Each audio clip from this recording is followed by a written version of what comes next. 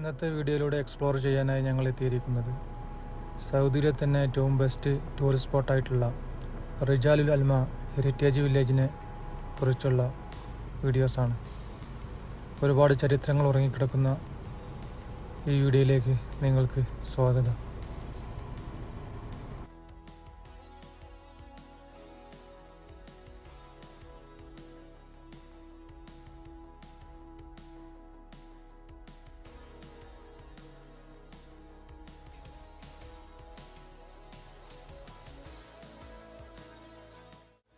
Hi friends, എൻ്റെ travel vlog സീരീസിലെ പുതിയൊരു എപ്പിസോഡിലേക്ക് നിങ്ങൾക്ക് സ്വാഗതം. അങ്ങനെ ഫൈനലി ഞങ്ങൾ റിജാലുൽ അൽമ ഹെറിറ്റേജ് വില്ലേജിൽ എത്തിയിരിക്കുകയാണ്. അപ്പോൾ ഇന്ന് നിങ്ങളുമായി ഷെയർ ചെയ്യാൻ ഉദ്ദേശിക്കുന്നത് ഇവിടുത്തെ വിശേഷങ്ങളാണ്. ഞാനിവിടെ വീഡിയോ ഷൂട്ട് ചെയ്തിരിക്കുന്നത് 2 പാർട്ടായിട്ടാണ്.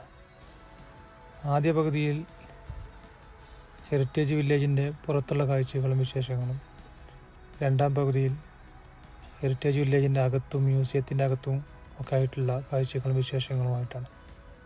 അതുകൊണ്ട് തന്നെ നിങ്ങൾ വീഡിയോ സ്കിപ്പ് ചെയ്യാതെ കാണുകയാണെങ്കിൽ നിങ്ങൾക്കൊരു വിഷ്വൽസും മിസ്സാവാതെ കാണാൻ കഴിയുന്നതാണ്. എൻ്റെ വീഡിയോ ഇഷ്ടപ്പെടുകയാണെങ്കിൽ ലൈക്കും ഷെയറും സബ്സ്ക്രൈബും ചെയ്യാൻ മറക്കരുത്. സബ്സ്ക്രൈബ് ചെയ്യുന്നതിന് കൂടെ തന്നെ ബെല്ലൈക്കൺ എനേബിൾ ചെയ്തു വെച്ചാൽ ഞാൻ ചെയ്യുന്ന പുതിയ വീഡിയോകളുടെ നോട്ടിഫിക്കേഷൻ നിങ്ങളുടെ ഫോണിലേക്കും വരുന്നതായിരിക്കും. ആദ്യം തന്നെ ആമുഖമായി ഈ ഹെറിറ്റേജ് വില്ലേജിനെ കുറിച്ച് കുറച്ച് കാര്യങ്ങൾ ഞാൻ നിങ്ങൾക്ക് വിശദീകരിച്ച് തരാം. ഈ ഹെറിറ്റേജ് വില്ലേജ് സൗദി അറേബ്യയുടെ അസീർ പ്രവിശ്യയിലെ തെക്ക് പടിഞ്ഞാറൻ ഭാഗത്താണ് സ്ഥിതി ചെയ്യുന്നത്. അബഹ സിറ്റിയിൽ നിന്നും 45-50 കിലോമീറ്ററോളം വാഹനത്തിൽ യാത്ര ചെയ്ത് ഇവിടം എത്തിപ്പെടാൻ കഴിയും. മലനിരകളും കുന്നും ചുരവും ഒക്കെ ഉൾപ്പെട്ടുകൊണ്ടുള്ള ഒരു യാത്രയായിരിക്കും അത്. ഈ വില്ലേജിൻ്റെ അകത്തുള്ള ഭാഗങ്ങൾ കാണാനും കയറി സന്ദർശിക്കാനും മ്യൂസിയവും ഒക്കെ ഉൾപ്പെട്ടുകൊണ്ടുള്ള കാഴ്ചകൾ കാണണമെങ്കിൽ ഇവിടെ ഒരു പാസ് എടുക്കേണ്ടതായിട്ടുണ്ട്. ചെറിയ കുട്ടികൾക്ക് ഫ്രീ ആണ്. വലിയ ആളുകൾക്ക് ആളെണ്ണം 20 റിയാലാണ് ഒരു പാസിന് ഈടാക്കുന്നത്. ഈ വില്ലേജ് ഈ രാജ്യത്തിൻ്റെ ഏറ്റവും മനോഹരവും ചരിത്രപരവുമായ പ്രാധാന്യമുള്ളതും പൈതൃക ഗ്രാമങ്ങളിൽ ഒന്നായി കണക്കാക്കപ്പെടുന്ന ഒരു വില്ലേജ് കൂടിയാണ് ഇത്. നിർമ്മിത വീടുകളാൽ സമ്പന്നമാണ് ഇവിടം. സമ്പന്നമായ സാംസ്കാരിക പാരമ്പര്യം, പുരാതന വ്യാപാര ചരിത്രം എന്നിവ കൊണ്ട് പ്രശസ്തമാണ്. റിജാലുൽ അൽമ ഗ്രാമത്തിൻ്റെ ചരിത്രം ഏകദേശം 900 വർഷത്തിലേറെ പഴക്കമുള്ളതാണെന്ന് കരുതപ്പെടുന്നു. പുരാതന കാലത്ത് അബഹ പ്രദേശത്തെയും യമൻ ഭാഗങ്ങളെയും റെഡ് സീ തുറമുഖങ്ങളുമായി ബന്ധിപ്പിക്കുന്ന പ്രധാന വ്യാപാര പാതയുടെ ഒരു പ്രധാന കേന്ദ്രമായിരുന്നു ഇത്. വ്യാപാരികളും തീർത്ഥാടകരും യാത്രക്കാർക്കും വിശ്രമ കേന്ദ്രമായും ചരക്കുകളുടെ കൈമാറ്റ കേന്ദ്രമായും ഈ ഗ്രാമം പ്രവർത്തിച്ചു വന്നിരുന്നു. ഈ വ്യാപാര സമ്പത്ത് ഗ്രാമത്തിൻ്റെ വളർച്ചയ്ക്കും അതുല്യമായ വാസ്തുവിദ്യയുടെ വികസനത്തിനും കാരണമായി. റിജാലുൽ അൽമയിലെ ഏറ്റവും ശ്രദ്ധേയമായ പ്രത്യേകത അതിൻ്റെ കല്ലുകൾ കൊണ്ട് നിർമ്മിച്ച ഉയരമുള്ള വീടുകളാണ്. ചില വീടുകൾ 7 മുതൽ 9 നില വരെയുള്ള ഉയരമുള്ളവയാണ്. പ്രാദേശിക കല്ലും മണ്ണും മരവും ഉപയോഗിച്ചാണ് ഇവ നിർമ്മിച്ചിരിക്കുന്നത്. വീടുകളുടെ ജനലകളും അകത്തളങ്ങളും വർണ്ണാഭമായ ജ്യാമിതീയ രൂപങ്ങളാൽ അലങ്കരിച്ചിരിക്കുന്നു. ഈ അലങ്കാര കല അൽഖത്ത് എന്ന അറബി പേരിൽ അറിയപ്പെടുന്നു. ഈ കലാരൂപം പിന്നീട് യുനെസ്കോയുടെ സാംസ്കാരിക പൈതൃക പട്ടികയിൽ ഉൾപ്പെടുത്തിയിട്ടുണ്ട്. ഇതിൻ്റെ അകത്ത് സ്ഥിതി ചെയ്യുന്ന ഒരു മ്യൂസിയമുണ്ട്. അത് ഗ്രാമത്തിലൊരു പഴയ കോട്ട പിന്നീട് മ്യൂസിയത്തിലേക്ക് മാറ്റിയതാണ്. ഇവിടെ പഴയ ആയുധങ്ങൾ, കൃഷി ഉപകരണങ്ങൾ, കയ്യെഴുത്തു പത്രികകൾ, ആഭരണങ്ങൾ, പരമ്പരാഗത വസ്ത്രങ്ങൾ തുടങ്ങിയവ പ്രദർശിപ്പിക്കുന്നു. ഇതിലൂടെ അസീർ മേഖലയിലെ ജനങ്ങളുടെ ജീവിത രീതിയും സംസ്കാരവും മനസ്സിലാക്കാൻ സാധിക്കും. 2017 UN വേൾഡ് ടൂറിസം ഓർഗനൈസേഷൻ റിജാലുൽ അൽമയെ ലോകത്തിലെ മികച്ച വിനോദസഞ്ചാര കേന്ദ്രങ്ങളിലൊന്നായി പ്രശംസിച്ചു. കൂടാതെ സൗദി അറേബ്യയുടെ സൗദി വിഷൻ 2030 പദ്ധതിയുടെ ഭാഗമായി ഈ പൈതൃക ഗ്രാമത്തിൻ്റെ സംരക്ഷണത്തിനും വിനോദസഞ്ചാര വികസനത്തിനും വലിയ പ്രാധാന്യം നൽകിയിട്ടുണ്ട്. ഇവിടെ വരുന്ന സന്ദർശകർക്ക് കാണാനായിട്ടുള്ളത് പുരാതന കൽനിർമ്മിത ഗോപുര വീടുകൾ, അസീർ മേഖലയിലെ പരമ്പരാഗത കലയും സംസ്കാരവും, പർവ്വത പ്രദേശങ്ങളുടെ മനോഹര ദൃശ്യങ്ങൾ, പൈതൃക മ്യൂസിയം, പ്രാദേശിക ഉത്സവങ്ങൾ, ജനകീയ കലാപരിപാടികൾ എന്നിവയൊക്കെയാണ്. ഇന്ന് റിജാൽ അൽമ സൗദി അറേബ്യയിലെ ഏറ്റവും പ്രശസ്തമായ പൈതൃക വിനോദസഞ്ചാര കേന്ദ്രങ്ങളിലൊന്നാണ്. ചരിത്രം, വാസ്തുവിദ്യ, പ്രകൃതി സൗന്ദര്യം, അറേബ്യൻ സംസ്കാരം എന്നിവ ഒരുമിച്ച് അനുഭവിക്കാൻ ആഗ്രഹിക്കുന്നവർക്ക് ഇത് ഒരു വലിയ അനുഭവമായിരിക്കും. അങ്ങനെ ഞങ്ങൾ പുറത്തുള്ള കാഴ്ചകളൊക്കെ കണ്ടു കഴിഞ്ഞതിന് ശേഷം ഈ മ്യൂസിയത്തിൻ്റെ അകത്തുള്ള കാഴ്ചകളിലേക്ക് വേണ്ടി പോവുകയാണ്. അപ്പോൾ ഇതാണ് കവാടം. കവാടം കടന്നു ചെല്ലുമ്പോൾ തന്നെ നമുക്ക് ഇവിടുത്തെ കയ്യെഴുത്ത് പത്രികകളാണ് ഇവിടെ ചുമരിലൊക്കെ തൂക്കിയിട്ട് ശേഖരിക്കുന്നത്. പഴയ കാലത്ത് എഴുതി വെച്ച രേഖകളും കാര്യങ്ങളൊക്കെ ആയിട്ടാണ് തോന്നുന്നത്. മിക്കതും അറബിയിലൊക്കെ ആയതുകൊണ്ട് തന്നെ നമുക്കൊന്നും കൂടുതൽ വായിച്ച് മനസ്സിലാക്കാനൊന്നും കഴിയില്ല. അപ്പോൾ അതാണ് ആദ്യമായിട്ട് നമുക്ക് മ്യൂസിയത്തിൻ്റെ അകത്ത് കാണാൻ കഴിയുന്ന വിഷ്വൽസ്. ഇതോരോ ചെറിയ ചെറിയ റൂമുകൾ ആയിട്ടാണ് വെച്ചിരിക്കുന്നത്. അത് കഴിഞ്ഞ് നെക്സ്റ്റ് റൂമിലേക്ക് കടക്കുമ്പോഴാണ് മറ്റുള്ള കാര്യങ്ങൾ കാണും. ഇവിടെ നിന്നും മറ്റുള്ള റൂമിലേക്ക് കടക്കുന്നത് തന്നെ ആ പഴയകാല നിർമ്മിതിയുടെ പ്രത്യേകത കൂടിയാണ്. ആ ചെറിയ വാതിലുകളും നമ്മൾ ഇച്ചിരി കുനിഞ്ഞ് അകത്തേക്ക് കയറിയാലേ കയറാൻ പറ്റുള്ളൂ, കാരണം ചെറിയ ചെറിയ വാതിലുകളാണ്. അപ്പോൾ ഇതിൻ്റെ അകത്ത് സൂക്ഷിച്ചിരിക്കുന്നത് ആയുധങ്ങളാണ്. പഴയ കാലഘട്ടത്തിൽ ഇവിടെ ഭരിച്ചിരുന്ന ആളുകൾ ഉപയോഗിച്ചിരുന്ന, യുദ്ധത്തിനും മറ്റുമൊക്കെയായി ഉപയോഗിച്ചിരുന്ന തോക്കുകൾ, അതിൻ്റെ കൂടെ തന്നെ വെടിയുണ്ടകൾ, അങ്ങനെയൊക്കെയാണ് കാണാൻ കഴിയുന്നത്. ഈ റൂമിൻ്റെ അകത്ത് ഒരുപാട് തോക്കുകളുണ്ട്. ഈ റൂമിൻ്റെ അകത്ത് കൂടുതലായും ആയുധങ്ങളാണ് സൂക്ഷിച്ചു വച്ചിരിക്കുന്നത്. പഴയകാല ഗ്രാമത്തിലെ രാജാക്കന്മാർ ഉപയോഗിച്ചിരുന്ന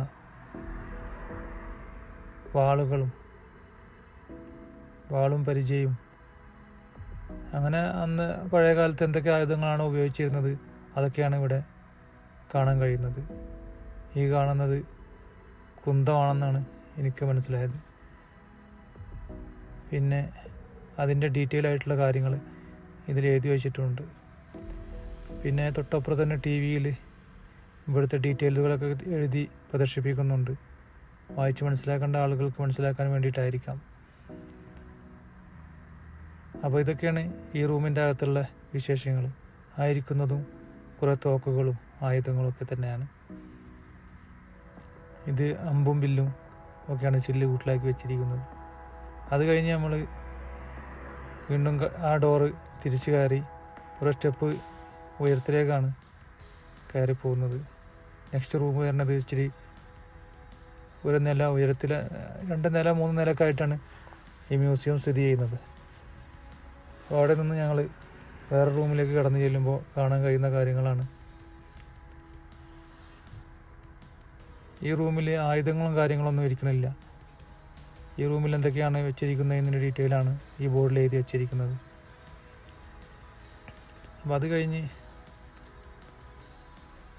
ഇവിടെ കാണുന്നത് നമ്മുടെ പഴയകാല തൂക്കാൻ ഉപയോഗിച്ചിരുന്ന KG തൂക്ക കട്ടികളുണ്ടല്ലോ, അതൊക്കെ ഉണ്ട് ഇതിനകത്ത്. പിന്നെ കൂടാതെ പലവിധ ആയുധങ്ങളും, പഴയകാല റേഡിയോ, പിന്നെ അവർ ഇരിക്കാൻ ഉപയോഗിച്ചിരുന്ന ഒരു മജ്ലിസും ഒക്കെയാണ് ഇവിടെ നമുക്ക് കാണാൻ കഴിയുന്നത്.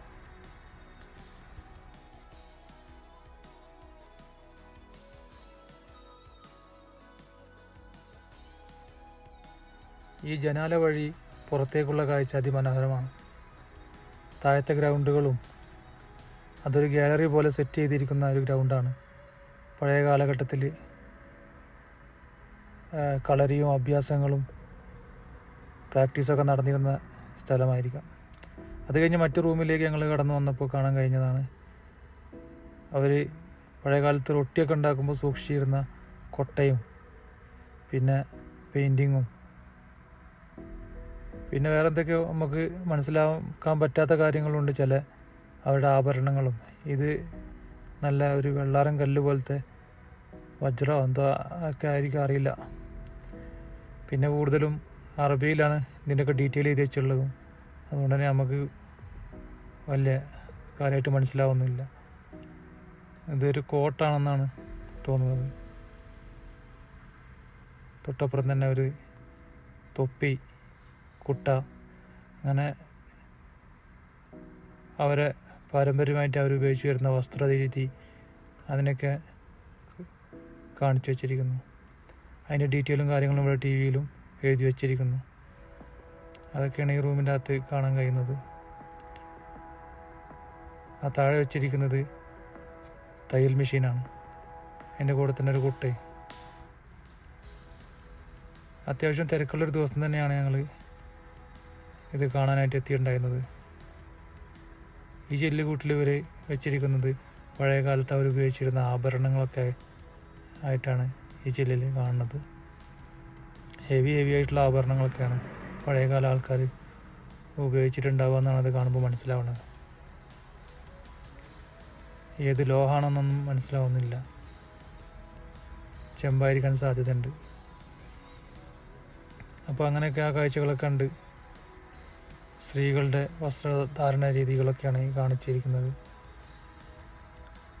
കുട്ടികളുടെയും അങ്ങനെ അതൊക്കെ കണ്ട് തൊട്ടപ്പുറത്തെ റൂമിലേക്ക് ഞങ്ങൾ കടക്കാൻ പോകുന്ന ഒരു സ്റ്റെപ്പ് വഴി പോകുമ്പോൾ അതിൻ്റെ മേലത്തെ സീലിങ്ങിലുള്ള വിഷ്വലാണ് ഈ കാണുന്നത്. കമ്പുകളും മരങ്ങളൊക്കെ വെച്ചുകൊണ്ടാണ് ഓരോ നിലയും ഒരു പണി തീർത്തിരിക്കുന്നത്. ഇതൊക്കെ തന്നെയാണ് ഈ ബിൽഡിങ്ങിൻ്റെ പ്രത്യേകതയും കൂടെ. സ്റ്റെപ്പ് കയറി തൊട്ടപ്പുറത്തുള്ള റൂമിലേക്ക് ചെന്നപ്പോൾ അവിടെയും കുറേ കാര്യങ്ങൾ കാണാൻ കഴിയുന്നു. അവരെ പഴയകാല ഒരുപാട് പാത്രങ്ങളും കൂജകളും ചെമ്പ്, മൺപാത്രങ്ങൾ, ഇതൊക്കെയാണ് ഇവിടെ കാണാൻ കഴിയുന്നത്. ഈ സാധനങ്ങളൊക്കെ നല്ല രീതിയിൽ അവർ അറേഞ്ച് ചെയ്ത് വെച്ചിട്ടുണ്ട്. ഈ അറേഞ്ച്മെൻ്റൊക്കെ പുതിയ ഷെൽഫും കാര്യങ്ങളൊക്കെ പുതിയതായിരിക്കുമെന്ന് തോന്നുന്നു. അതൊക്കെ അതിൻ്റെ കൂടെ തന്നെ പഴയതാണോന്ന് അറിയത്തില്ല. അപ്പോൾ ഇതൊക്കെയാണ് ഇവിടെ കാണാൻ കഴിഞ്ഞത്.